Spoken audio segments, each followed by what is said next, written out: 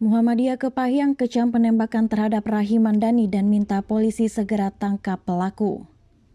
Ketua Perwakilan Daerah Muhammadiyah PDM Kepahyang Abdul Rokmin turut menanggapi kasus penembakan bakal calon DPD Rahim Mandani. Sebelumnya bakal calon DPD RI Rahim Mandani terpaksa dilarikan ke rumah sakit akibat ditembak orang tidak dikenal pada Jumat 3 Februari 2023. Kejadian itu terjadi saat korban berjalan menuju masjid di dekat rumahnya di Kelurahan Pematang Gubernur, Kota Bengkulu untuk melaksanakan sholat Jumat.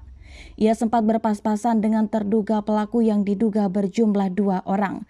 Menggunakan sepeda motor, saat melewati korban, pelaku langsung menembak korban. Diduga pelaku menggunakan senjata api. Abdul sempat kaget mendapat kabar korban mengalami musibah penembakan yang terjadi di kawasan rumahnya sendiri.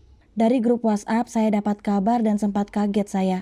Pastinya untuk korban semoga lekas pulih kembali untuk beraktivitas seperti biasa lagi.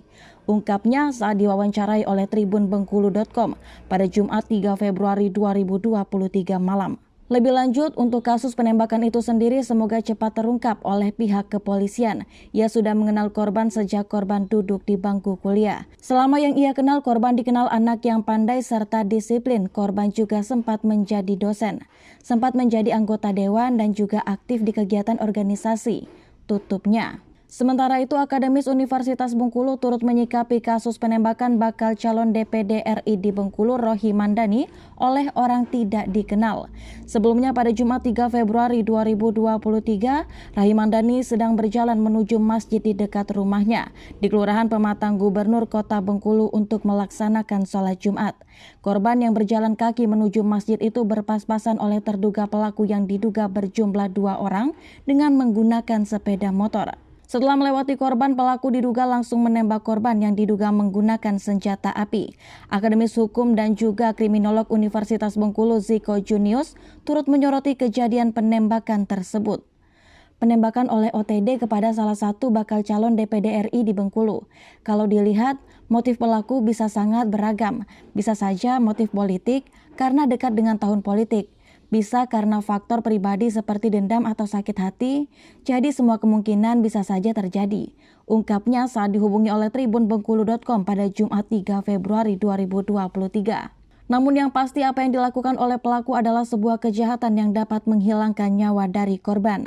Penerapan hukuman terhadap pelaku tindak pidana percobaan pembunuhan dapat diminta pertanggungjawaban sesuai dengan pasal 338 Junto, pasal 53 ayat 3 Kitab Undang-Undang Hukum Pidana.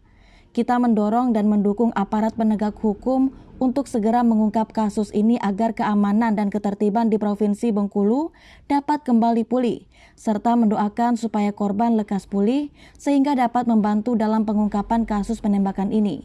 Jelasnya, ia juga mengecam dan mengutuk tindakan yang menimpa bakal calon DPD RI di Bengkulu Rahim Mandani. Hal yang sama juga disampaikan oleh akademis Hukum Universitas Bengkulu Randi Pradityo. Ia menjelaskan dari sisi hukum pidana penganiayaan dengan cara penembakan senjata api atau airsoft gun dapat dipidana berdasarkan sebagaimana diatur dalam KUHP sepanjang telah memenuhi unsur-unsur perbuatan penganiayaan. Undang-undang memang tidak memberi ketentuan apakah yang diartikan dengan penganiayaan itu. Menurut jurisprudensi, maka yang diartikan dengan penganiayaan yaitu sengaja menyebabkan perasaan tidak enak, rasa sakit atau luka.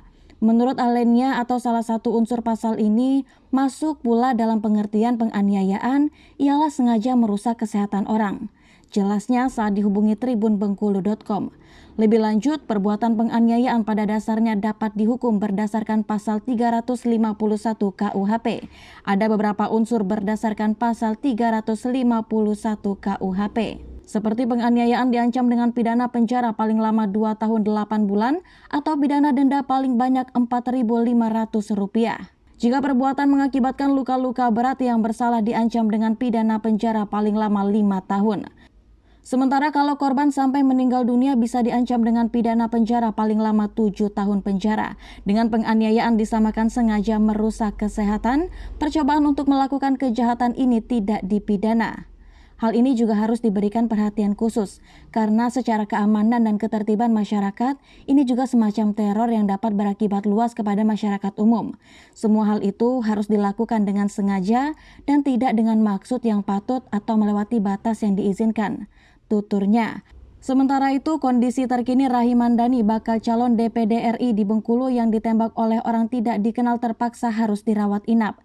Dikatakan kerabat korban, Dedi Mustika, saat ini korban sudah tidak lagi dirawat di IGD Rumah Sakit Rafflesia Kota Bengkulu, melainkan sudah dipindahkan ke ruang rawat inap, yaitu di ruang anggrek Rumah Sakit Rafflesia. Untuk keadaan korban sendiri, menurut penuturan Dedi, sudah cukup membaik setelah mendapat perawatan dari rumah sakit. Korban hanya mengalami luka akibat tembakan dan tidak ada yang mengenai bagian yang cukup vital.